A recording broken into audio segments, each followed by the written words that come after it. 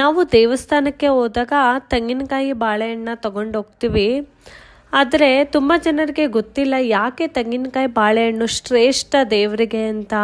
ನೋಡಿ, ಬೇರೆ ಹಣ್ಣುಗಳೆಲ್ಲ for example ಇವಾಗ ದಾಳಿಂಬೆ ತಗೊಳ್ಳಿ ಅಥವಾ ದ್ರಾಕ್ಷಿ ತಗೊಳ್ಳಿ, ಆ್ಯಪಲ್ ತಗೊಳ್ಳಿ, ಎಲ್ಲ ಹಣ್ಣುಗಳು ನಾವು ತಿಂದು ಬಿಸಾಕಿದ್ದಂಥ ಬೀಜದಲ್ಲಿ ಹುಟ್ಟುತ್ತೆ ಮರ.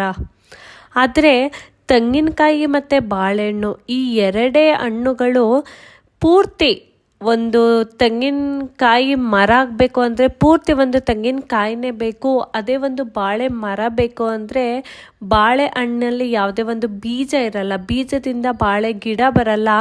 ಒಂದು ಪೂರ್ತಿ ಒಂದು ವೆಜಿಟೇಟಿವ್ ಪ್ಲ್ಯಾಂಟನ್ನು ತಗೊಂಡೋಗಿ ಹಾಕ್ದಾಗ ಬಾಳೆ ಮರ ಬರುತ್ತೆ. ಸೊ ಈ ಎರಡೇ ಹಣ್ಣುಗಳು ಇರೋದು ನಾವು ತಿಂದು ಬಿಸಾಕಿರುವಂಥ ಬೀಜದಲ್ಲಿ ಹುಟ್ಟದಲ್ಲೇ ಇರುವಂಥ ಹಣ್ಣುಗಳು. ಆದ್ದರಿಂದ ದೇವರಿಗೆ ಬಾಳೆಹಣ್ಣು ಮತ್ತು